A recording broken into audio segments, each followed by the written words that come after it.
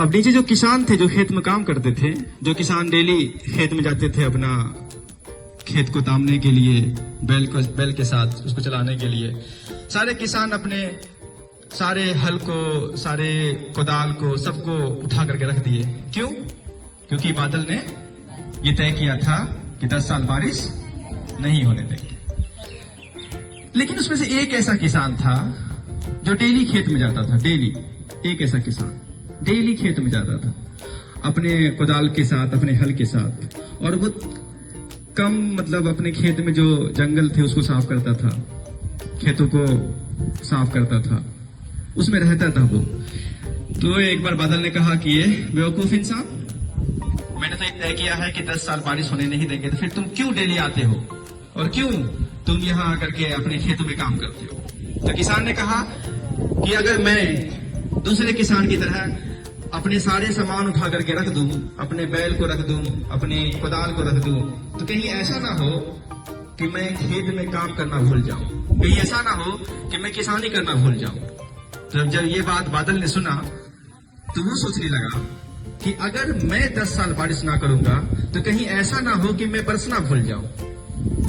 ये बात सोच करके बादल जो है वो तुरंत बारिश करना शुरू कर दिया।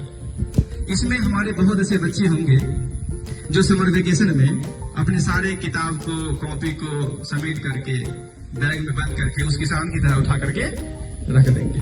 लेकिन इसमें से कुछ ऐसे भी बच्चे होंगे जो वो एक किसान की तरह जो खेत में आकर के अपना काम करता था, और वो कुछ न कुछ डेली 2 घंटा जो उनका रूटीन है अपना, उस रूटीन के हिसाब से वो जरूर काम करेंगे। वैसा करेंगे तो उस किसान की तरह, जो किसान ने ये सोचा था कि एक न एक दिन बारिश होगी, और उसने अपनी मेहनत के दम पर बादल को बरसने से मजबूर कर दिया, वैसे ही उसमें से ऐसे बच्चे जो अपने काम को रेगुलर बेस पे करेंगे, चाहे वो समर वेकेशन हो या फिर स्कूल डे हो, तो वो भी जो चीज हासिल करना चाहते हैं वो उन बच्चों से पहले हासिल कर लेंगे जो अपने सारे किताब, कॉपी, कुदाल को समेट करके रख देते हैं। है कि नहीं है ना? तो इसे एक बात समझ में आती है कि जिस विद्यार्थी के अंदर कंसिस्टेंसी है, क्या है? कंसिस्टेंसी। 2 घंटा पढ़ना, लेकिन डेली पढ़ना, चाहे वो जो दिन हो, छुट्टी का दिन हो या फिर क्लास का दिन हो, 2 घंटा पढ़ना लेकिन डेली पढ़ना। जिसके अंदर कंसिस्टेंसी है, याद रख लेना, वो बच्चा वो सब हासिल कर लेगा जो वो हासिल करना चाहता है। मैं पक्का वादा के साथ ये बात कह सकता हूँ, जो वो हासिल करना चाहता है। ठीक है ना?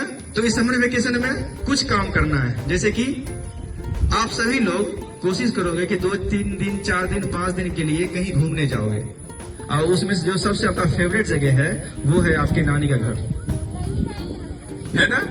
तो अगर ऐसा जगह है कहीं आसपास तो घूमने जाना है समर वेकेशन में, पहली बात। दूसरी बात है कि घूमने के साथ साथ भी अपने पढ़ाई को चालू रखना है, और जो आपका सिलेबस है, जो आपकी किताब है, उस किताब में से कोशिश करना है कि कम से कम हर किताब का 2 चैप्टर, 2 अध्याय जो पढ़ लिए वो नहीं, जो नया है वो उसको कंप्लीट करें। ठीक है ना? है कि नहीं है? ऐसा करना है, तब जाकर के आप